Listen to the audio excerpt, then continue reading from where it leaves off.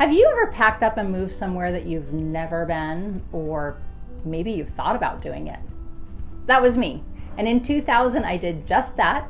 After having moved, though, I realized there were a few things that I had not expected about Oregon.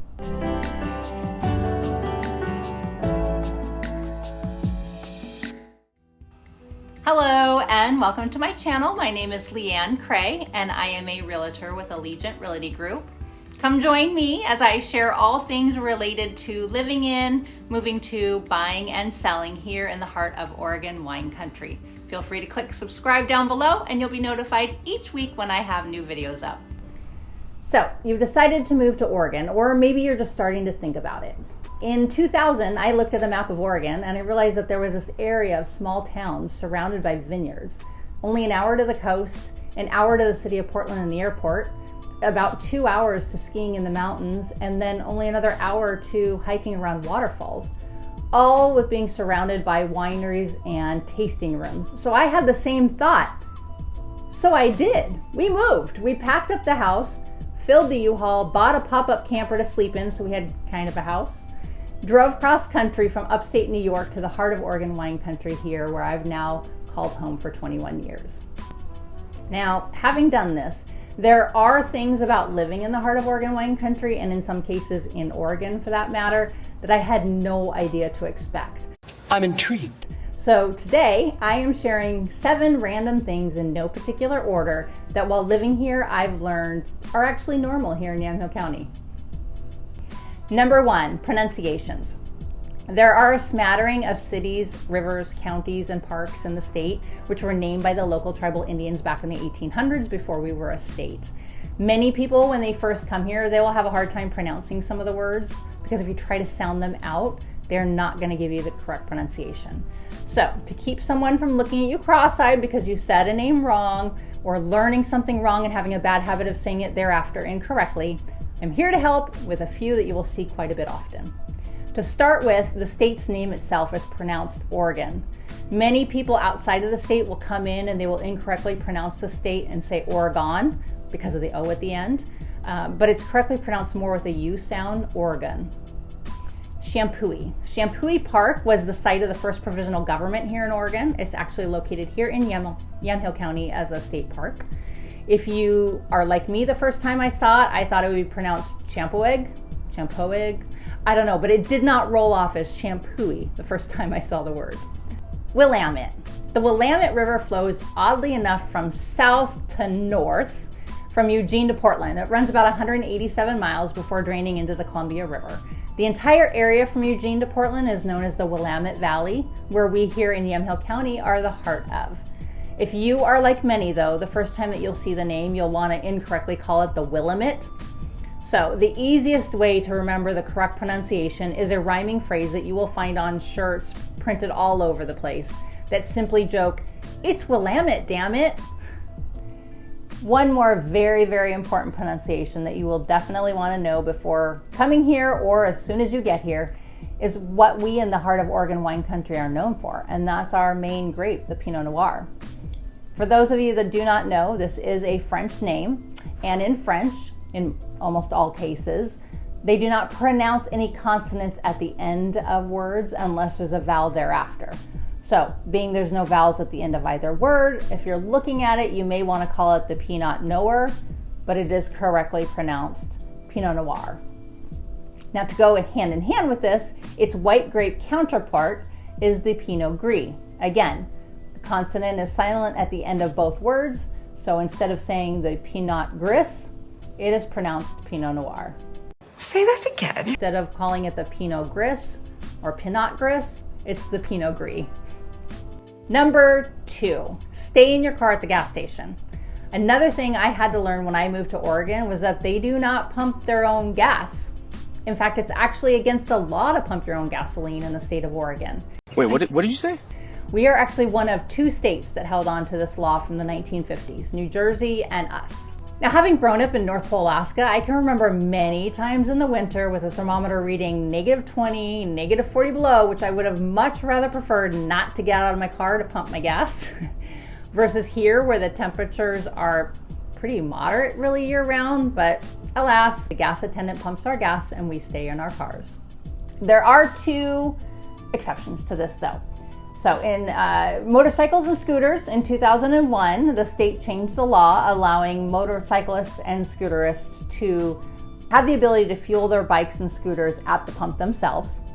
And then the second exception are vehicles that are powered by diesel.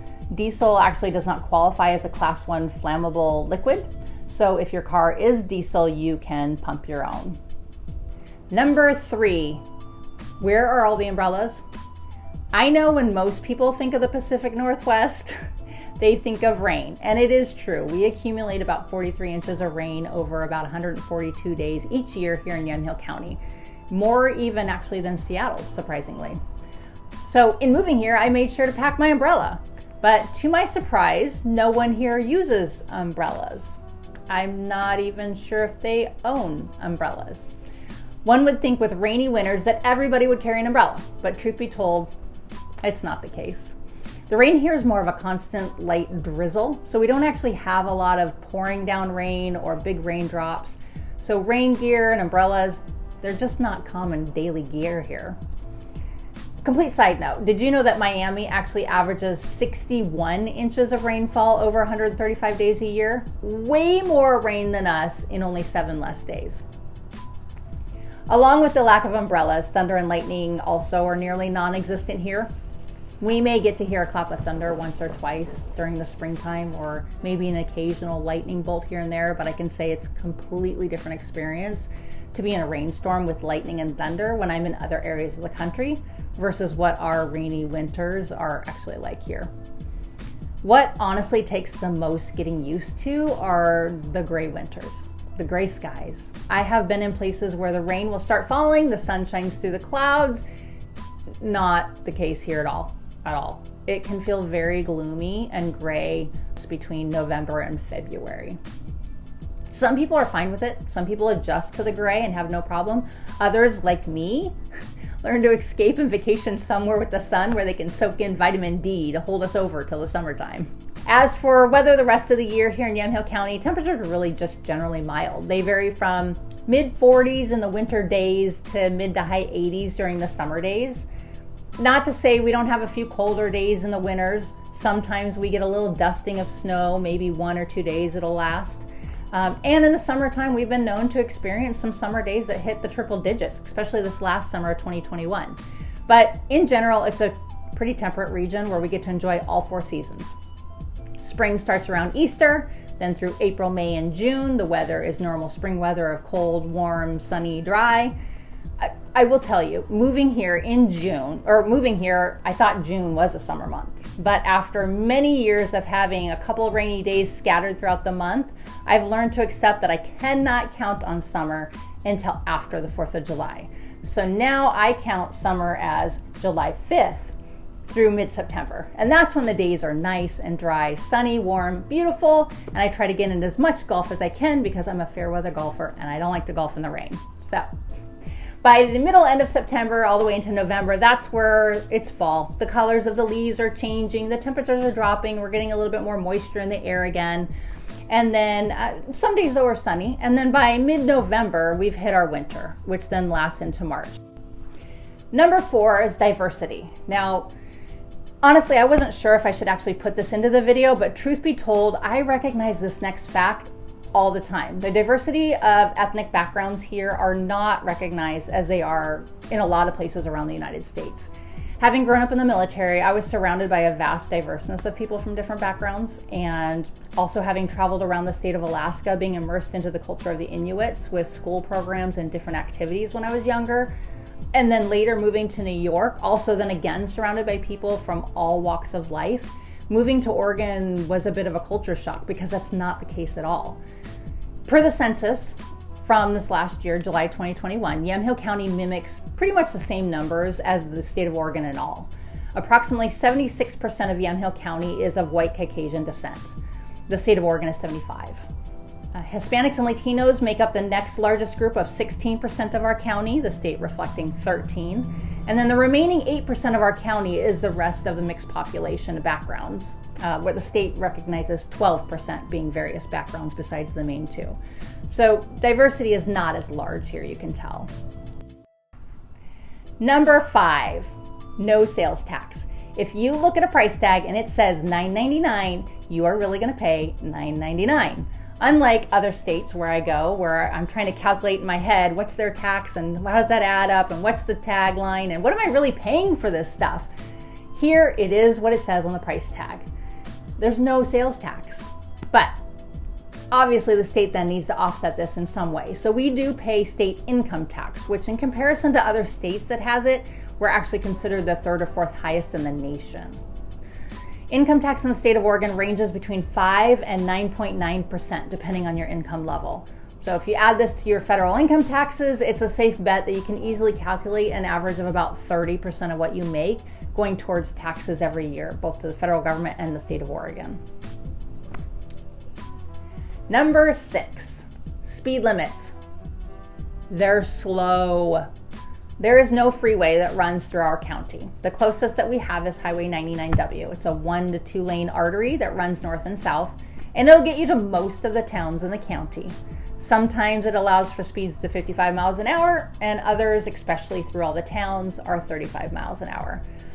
Now, as a reminder, we live in a valley of foothills with a lot of agriculture, a lot of vineyards. So 1 to 2 lane winding roads are actually very common. So if you're used to Google Maps and it tells you, hey, 30 miles, and in your head like, great, I'll be there in 35 minutes. Think again. Those 30 miles will most times take easily 60 to 70 minutes to drive. So relax, slow down, and enjoy the beauty of the scenery around you. Lastly, number 7, shop local. Now, next to wine tasting, number 7 may very well be my favorite thing about living in the heart of Oregon wine country. We are a community of small towns. 9 small towns actually make up Yamhill County, and we're focused on supporting what people term shop local, those around us. It is true, yes, you will find some big box stores and restaurants such as Starbucks or Walmart. You'll find a Lowe's, Wendy's, etc. in some of the towns. But they're not the cornerstones of our towns at all. We're made up of local vineyards, many that started by owners as a hobby and grew to nationwide recognition, some of them even worldwide recognition. Local coffee roasters with their coffee shops and drive-thrus, microbreweries, home bakeries, food truck owners, a lot of boutique stores, many farmers with their plentiful farmer markets throughout the summer that we get to enjoy, and chef artisanal restaurants throughout the county that hands down rival some of the best dining in the biggest of cities. We're 100% spoiled in what we get to enjoy from locally sourced food, drinks, and craft. And it is a fact that once you live here, the culture of shop local will be felt all around you. So thanks so much for watching. Stay tuned next week where we are going to talk about what real estate looks like and what housing costs are here in Yamhill County. Until then, have a great week and we'll see you then. Bye.